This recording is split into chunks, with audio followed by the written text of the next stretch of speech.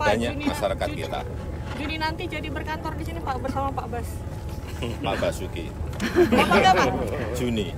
Bapak kapan? Bapak kapan Pak? Apa Juli. Oh Bapak Juli. Oke. Saya nunggu airportnya jadi, jalan tolnya jadi. Kalau jalan tolnya jadi, airportnya jadi. Berkantor di sini. Siap. Terima kasih Bapak Presiden. Untuk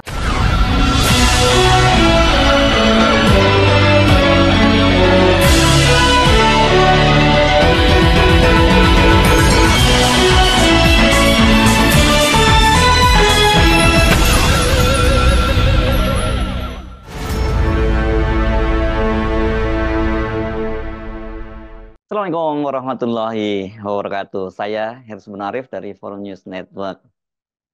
Mimpi indah Presiden Jokowi tentang IKN tampaknya ini tanda-tandanya bakal berantakan. Mimpi jangka pendeknya kalau ini bulan Juli nanti pindah ke IKN dan kemudian pada tanggal 17 Agustus ini kemudian menggelar upacara kenegaraan di IKN juga saat ini menjadi tanda tanya besar. Apakah itu akan terlaksana atau tidak? Ini menyusul pengumuman dari Istana yang disampaikan oleh Mensesnek, ya, Menteri Sekretaris Negara Profesor Pratikno bahwa Kepala Otorita IKN dan wakilnya itu mereka kompak mengundurkan diri. Itu berkaitan dengan mimpi jangka pendek. Tapi bagaimana dengan mimpi jangka panjang ya ini masa depan IKN?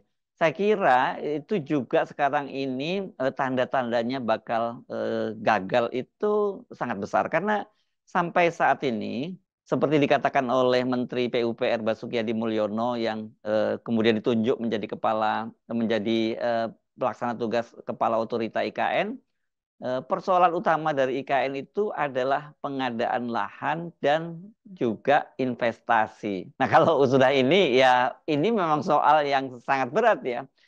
Mensesnek Pratikno Senin pagi ini ya tanggal 3 Juni 2024 mengawali pekan dengan pengumuman yang mengejutkan. Pratikno itu mengumumkan Wakil Kepala Otorita IKN Doni Rahayu dan kemudian disusul oleh Kepala Otorita IKN Bambang Susantono mengundurkan diri. Saya memantau pengumuman itu melalui channel YouTube Sekretariat Presiden dan kalau lihat persiapannya tampaknya ini dilakukan secara tergesa-gesa. Ini kalau Anda perhatikan ya, karena ini thumbnailnya ini adalah foto ketika Presiden Jokowi bersalaman dengan Presiden Ukraina Zelensky. Sementara judul atau keterangannya itu gini, live keterangan pers Mensesnek, Menteri PUPR dan Wamen ATR garis miring BPN Kantor Presiden 3 Juni 2024. Jadi baru saja Bapak Presiden memanggil Pak Menteri PUPR dan Pak Wamen ATR.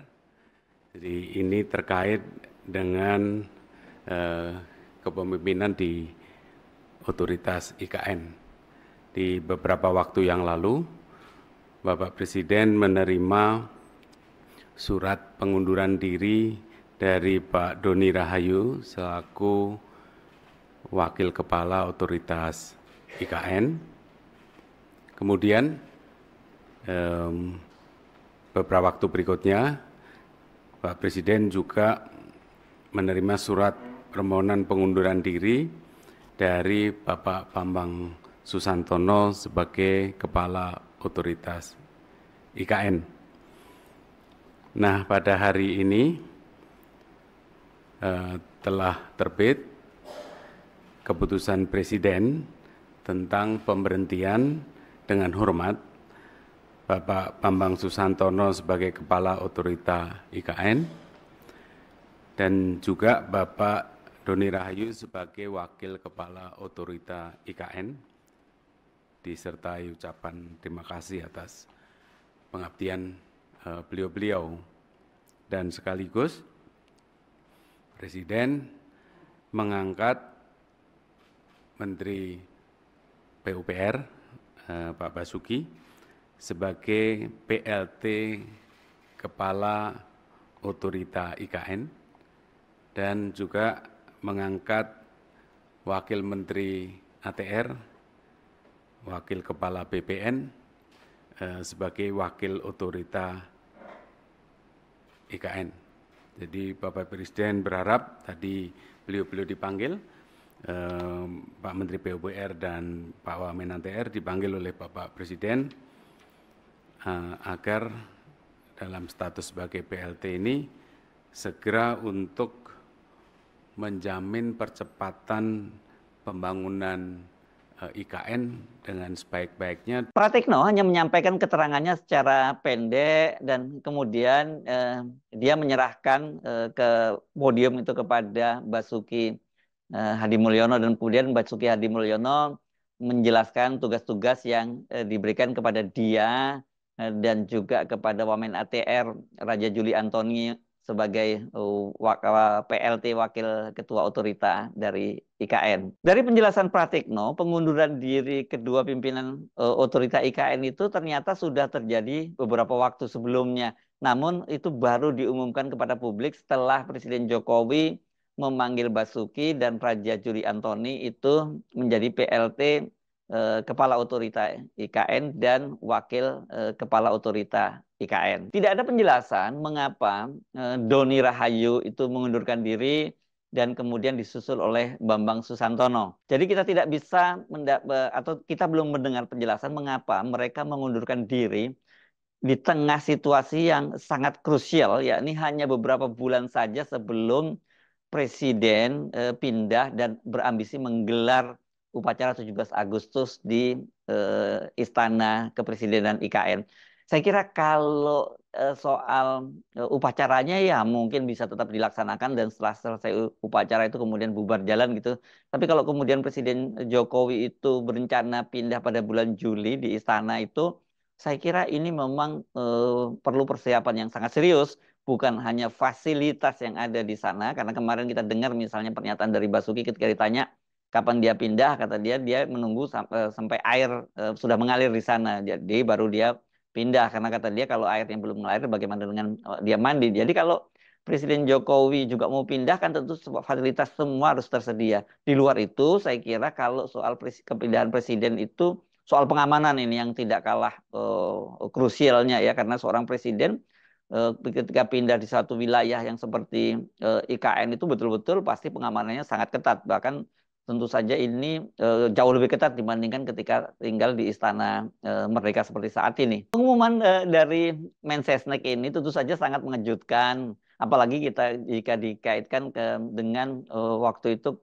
optimisme dari Jokowi ketika dia mengunjungi IKN pada bulan Februari, tepatnya tanggal 29 Februari. Pada waktu itu dia mengajak sejumlah menteri, waktu itu lengkap, ada Basuki, ada Erick Thohir, ada Menteri ATR, Agus Harimurti Yudhoyono, sejumlah pejabat tinggi. Bahkan pada waktu itu Jokowi masih didampingi oleh Kepala Otorita IKN Bambang Susantono. Jokowi seperti biasa sangat pede dan pamer kepada wartawan ini bahwa pembangunan IKN progresnya sangat luar biasa dan para investor itu antri untuk masuk ke IKN. Ini betul-betul sampai sekarang Pak Jokowi masih terus mengulang-ulang bahwa para investor itu antri masuk ke IKN. Dan karena itu kemudian Jokowi dengan PD-nya menyatakan dia akan pindah ke IKN itu pada bulan Juli. Ya, ini menunjukkan bahwa minat investasi di Ibu Kota Nusantara ini terus, dan yang antri ini banyak hanya mengatur di mana lahan yang sudah clear and clean, kemudian kawasannya di mana agar ekosistem ini segera terbentuk. Sehingga kota menjadi hidup. Kalau yang ngantri ini, yang diberi ini terus, yang lain tidak, nanti ekosistemnya tidak terbentuk. Dan saya melihat optimisme setelah pemilu kemarin menjadi tidak nunggu-nunggu, dan ini langsung semuanya akan kita atur groundbreaking-nya, tetapi memang sesuai dengan ekosistem yang ingin kita bangun. Sekarang ini, hari ini untuk klaster keuangan, untuk klaster industri keuangan yang memulai peletakan batu pertamanya. Ini saya tunjukkan mungkin. Ini sudah padat sekali ini kalau kita lihat yang sudah. Titik-titiknya sudah padat sekali. Istana di sini. Istananya sini. Klaster digitalnya di mana? Tapi yang lebih padat sebetulnya di IKN Barat. Hanya ini belum titik-titiknya belum dalam 2-3 bulan mendatang. ditunjukkan di sini. Tapi ini yang paling padat nantinya. Dalam 2-3 bulan ini akan paling padat di sini. Kalau ini udah padat. Ya. Nyun sewu Pak Presiden, soal persiapan 17 Agustus di IKN nanti seperti apa sejauh ini Pak? Ditanyakan ke Pak Menteri PU, ke Kepala Otorita IKN. Tapi fix Pak. Nggak ada masalah. Tahun ini bakal di sini Sudah, Pak? jadi fisiknya tidak ada masalah sampai hari ini. Kemudian acara juga sudah dirancang, kapasitas berapa, acaranya apa, sudah sedetail itu sudah di bulan Januari dulu sudah hampir final. Mungkin pertimbangannya apa sih Pak? Seperti apa Pak? Persiapan pemindahan ASN bagaimana Pak? ASN ini akan dipindah secara bertahap karena kita harus menyiapkan fasilitas-fasilitas pendukung, misalnya perumahan yang paling penting, kemudian sekolah untuk anak-anak beliau-beliau yang pindah ke sini, rumah sakit kalau ada yang sakit misalnya, sehingga semuanya ini harus mengelola manajemen seperti ini tidak gampang. Ini yang sedang kita siapkan. Tapi sesuai yang tadi saya sampaikan, kita perkirakan dalam 10 tahun kota ini akan sudah menjadi kota yang hidup, yang dihuni oleh banyak masyarakat kita. Juni nanti jadi berkantor di sini Pak bersama Pak Bas. Pak Basuki. Bapak kapan? Juni. Bapak kapan? Bapak kapan Pak? Apa Juli, Presiden? Juli. Oh Bapak Juli. Oke. Saya nunggu airportnya jadi, jalan tolnya jadi. Kalau jalan tolnya jadi, airportnya jadi. Berkantor di sini. Siap. Terima kasih Bapak Mungkin Presiden. untuk agenda besok Pak, ini setelah di IKN, apakah ada agenda selanjutnya? Ya, besok tetap letakkan batu pertama beberapa yang kita ingin bangun agar ekosistemnya segera sambung semuanya. Ya. Terima kasih Bapak Presiden. Nah, dengan mundurnya dua petinggi otorita IKN ini, kalau sekarang ini kemudian wajar kalau kita itu bertanya-tanya ya, bagaimana sih sebenarnya nasib IKN itu, walaupun sebenarnya kita sudah bisa menduga-duga begitu ya. Tapi saya kira pengumuman dari Sesnek ini, Mensesnek ini merupakan konfirmasi atas banyaknya pertanyaan atau tanda tanya besar tentang bagaimana masa depan dari IKN. Bukan tidak mungkin setelah ini kita akan mendapat berita baru terjadinya pengunduran diri para petinggi otorita IKN yang lainnya ya.